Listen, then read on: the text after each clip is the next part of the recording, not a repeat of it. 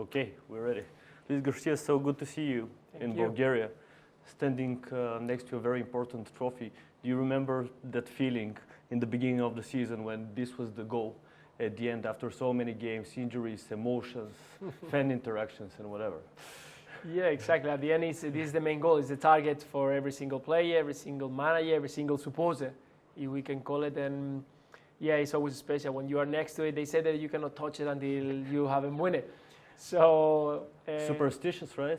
Yeah, that's what they say. But we all continue keeping doing it. No one wants to touch Whenever it. you pass by. Yeah, exactly. No one wants to touch it. So yeah, but it's beautiful. At the end, football is about that. It's a beautiful sport, and at the end, having a goal like this one, to a beautiful trophy that you know that you can win at the end of the season, everything is worth it. That you just mentioned, injuries, a lot of training, a lot of hard work, good moments, bad moments, happy and sad moments. But at the end, it's everything worth it, and we are all there to try to lift it. It's been a hot summer. The weather has been hot, but it's been really hot on the transfer market, especially if we talk about La Liga as well. And your Barcelona, the team you started with. What are your expectations for next season? They are getting bigger and bigger, of course, but not only for me. I think for the rest of the world that wants to see a strong Barcelona. And I think for La Liga it was very important to see that players want to come to play in La Liga. We see a player like Lewandowski joining Barcelona, for example. Lewandowski, Jules Koundé signed from Sevilla, Christiansen, they've been waiting until the last moment, even with the moment of doubt if they could be signed or not, or if Barcelona is going to have the chance of doing it. And that means that they are very determined to come to play La Liga. Because you said if Barcelona has the opportunity to buy them, because there were a lot of financial issues with this club, they had to lose Lionel Messi because of financial problems in a way or another.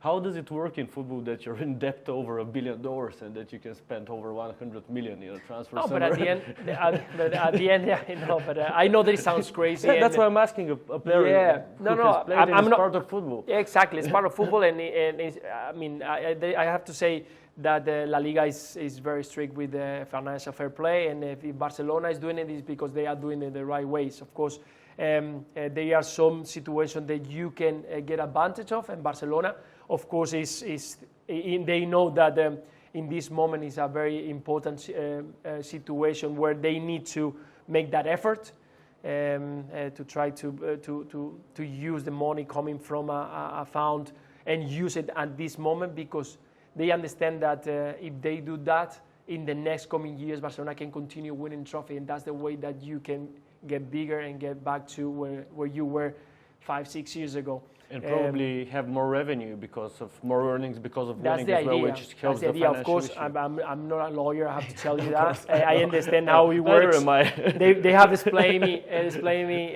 a few times how it works, and I understand.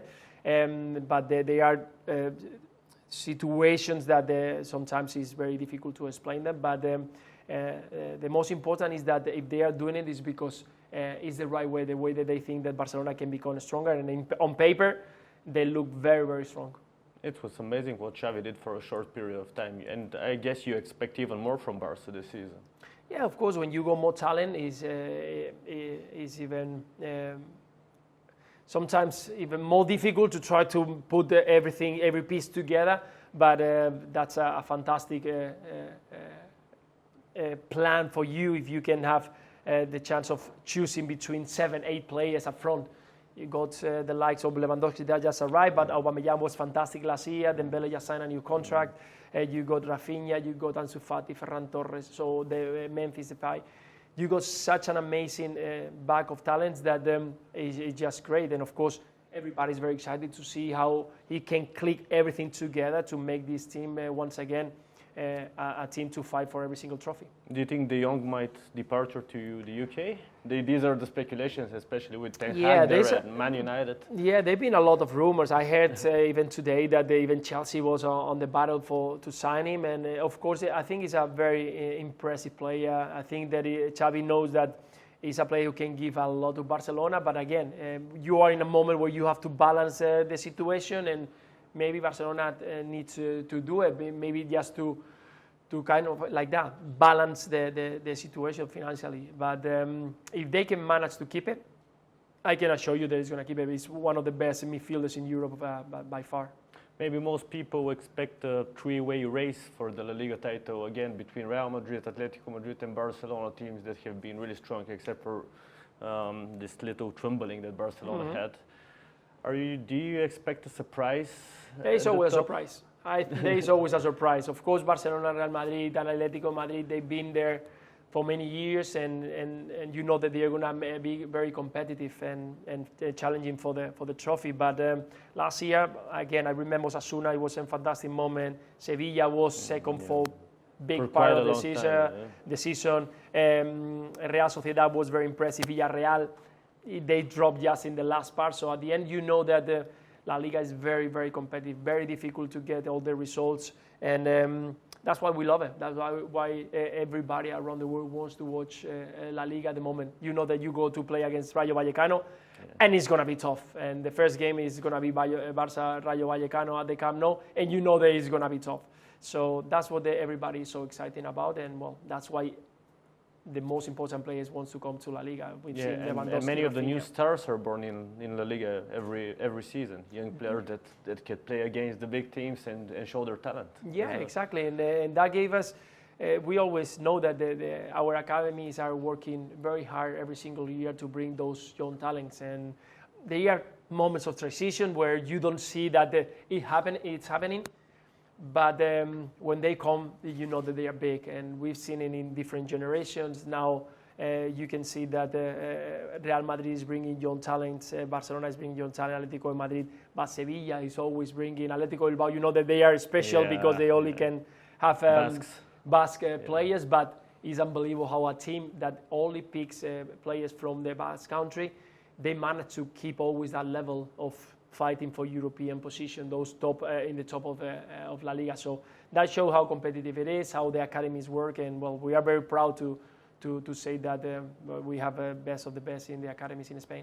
And from a glamorous place as La Liga in Spain, I want to take you to the reality we are in here in Bulgaria. I know that today you met with some of the players, and Levski's coach, the team has been playing really well so far, managed to eliminate PAOK in the Conference League game. What did you speak with the players and the coach of Levski? No, actually, I was first of all congratulate them. Did they ask for any tips or no, advices? No. I'm no one to give them tips. They are doing a great job, and they know that they got a massive game in the coming days in the third round of the Conference League.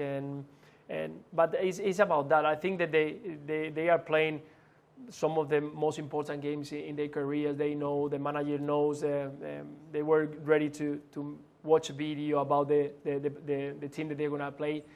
But they also know that after that, they're going to have to face the competition, domestic competition. You know, the Ludogorets, it's at the top. CSK is going to be always there fighting. And they got 2 games in hand, I think, at the moment, and they need to get back to it, and they have to continue that momentum. So I think they know that this game is going to be massive for them, because if they can manage to arrive to the Conference League, it's a big boost for the whole club. Yeah, and that's one of the positive stories. One of the not so positive is that Bulgaria hasn't played at a major championship, on national level since 2004.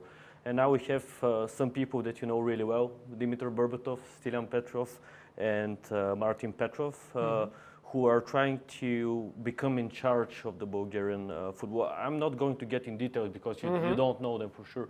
But do you think that if something is not working well, there should be a change for sure, especially with people who have seen how things are done abroad, being part of big clubs and organizations, and obviously successful leagues like La Liga, for example, with Martin Petrov playing in La Liga and Stilian and Dimitar playing the Premier League for many years?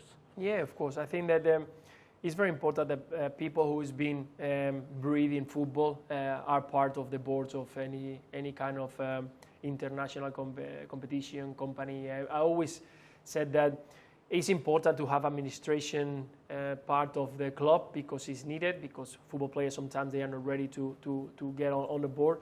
But I know very well Stilian Petrov, because I had the chance of meeting him a few times. We've done an MBA with UEFA to get ready for that. We learned during 2 years with a lot of hard work. I know it's We an learned amazing course. It's an amazing course. It took us so much. You hear from the best of the best in the business, but not only in football, in every single company. We have the Nestle, ITV, Sky. We have every single, in different topics, in different atmospheres. We learn how they work in MLS, in NFL. We know how they work in Germany. And we went to Barcelona to learn how they do it in Barcelona. And if you have that and you put together how you know what it is football, what it is the deep inside in football is the best combination. Of course, you have to be surrounded by people who learn about the laws of the game, of course, about economics, but that's the way it has to be worked. You have to link those parts and those players that you have told me, Berbatov, Petrov, and Stilian. I think that it could be the future because they have the knowledge to do it. And the long-term strategy as well, because football isn't magic. It doesn't work like that. No, not at all. Not at all. You have to look at the big picture. It's not something that you can change in 1 or 2 years.